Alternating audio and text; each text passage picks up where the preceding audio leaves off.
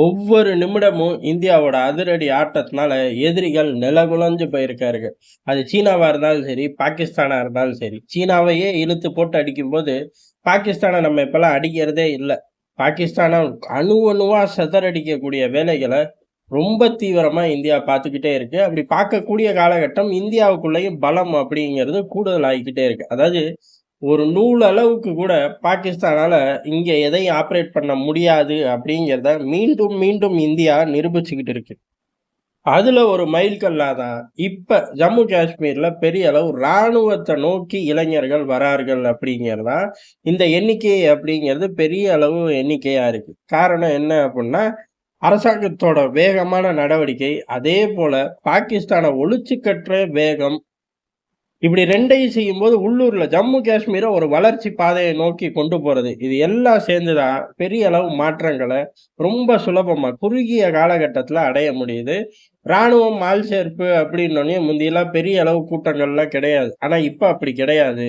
4000 post அப்படின்னா 26,000 பேர் வந்து நிக்கிற அளவுக்கு பெரும் அளவு அந்த மக்கள் மத்தியில, அங்க உள்ள இளைஞர்கள் மத்தியில ராணுவத்துல இணையணும், பாகிஸ்தானை எதிர்க்கணும் அப்படிங்கிற அந்த ஒரு மனம் மாற்றம் பெரிய அளவுல வந்திருக்கு. இனி இந்த இளைஞர்கள தீவிரவாத பாதைகளுக்கு கொண்டு போக முடியுமானா, கொண்டே போ முடியாது. இந்த 26,000 பேர பார்க்கக்கூடிய இன்னொரு ஒரு 26,000 பேர கொண்டு போ முடியுமா? எக்ஸாம்பிள்க்கு முடியவே முடியாது. இப்படி ஒவ்வொரு வருடமும் இந்த கூட்டம் இன்கிரீஸ் ஆகும்போது, ஆட்டோமேட்டிக்கா உள்ளூர்ல ஒரு பயம் அவனுங்களுக்கு சிக்க மாட்டான் அப்படிங்கிற தியரிய நோக்கி போகும்.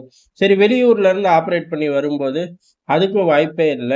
இந்த இளைஞர்களே பெரிய அளவு ஆட்கள் எடுத்தது போக, பெரிய அளவு ஊர்காவல் படை, அதாவது ஜம்மு காஷ்மீருக்குன்னு சிறப்பு காவல் படையா அனுமதிச்சிருக்கார்கள். 600 பேர் கொண்ட குழு ஒவ்வொரு பகுதியா பாதுகாத்துக்கிட்டு இருப்பார்கள். போலீஸ், ராணுவம் போக.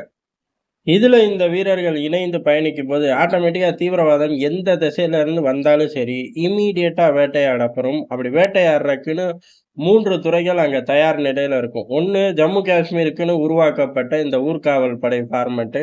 அடுத்து ராணுவம் அந்த பகுதியில இருக்கும். காவல்துறை அந்த பகுதியில இருக்கும். இப்படி 3 ஆட்கள தாண்டி எதுவுமே ஆப்பரேட் பண்ண முடியாது. அதே சமயம் இங்க ஆப்பரேட் பண்ணணும் அப்படின்னா, அவர்களுக்கு செல்வாக்கு வேணும். அந்த செல்வாக்கு இப்ப அடியோட அடங்கிருச்சு அப்படிங்கதான். ஏற்கனவே பெரிய அளவு இதெல்லாம் ஸ்மெல் பண்றதுக்கு லோக்கல்ல இன்ஃபார்மர்கள் பெரிய அளவுல உதவி செஞ்சார்கள். யாரு? ஜம்மு காஷ்மீர் பகுதியை சேர்ந்தவர்களே இந்தியா ராணுவத்துக்கு உதவி செஞ்சார்கள். பாகிஸ்தான் தீவிரவாதிகளுக்கு ஆதரவு இல்லை அப்படின்னு வெளிப்படையா தகவல்களை எல்லாம் திரட்டி கொடுத்த காலங்களும் இருக்கு.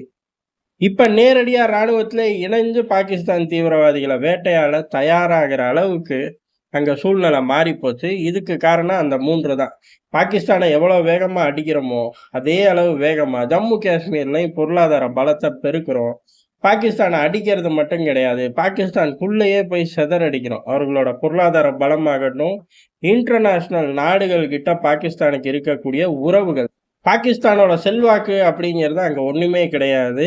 நீண்டகால உறவுகள். அந்த நீண்டகால உறவுகள 2 வகைப்படுத்தலாம். 1 இந்தியாவுக்கு செக் வைக்கணும் அப்படிங்கிறக்காக அமெரிக்கா, ஐரோப்பா உறவுகள். இன்னொன்னு என்ன அப்படின்னா, இங்கேருந்து ஆட்கள் போவார்கள். இந்த ராணுவம் அங்க ஒரு சில முக்கியமான இடங்கள பாதுகாக்கிறதுக்கு வச்சுக்குவார்கள்.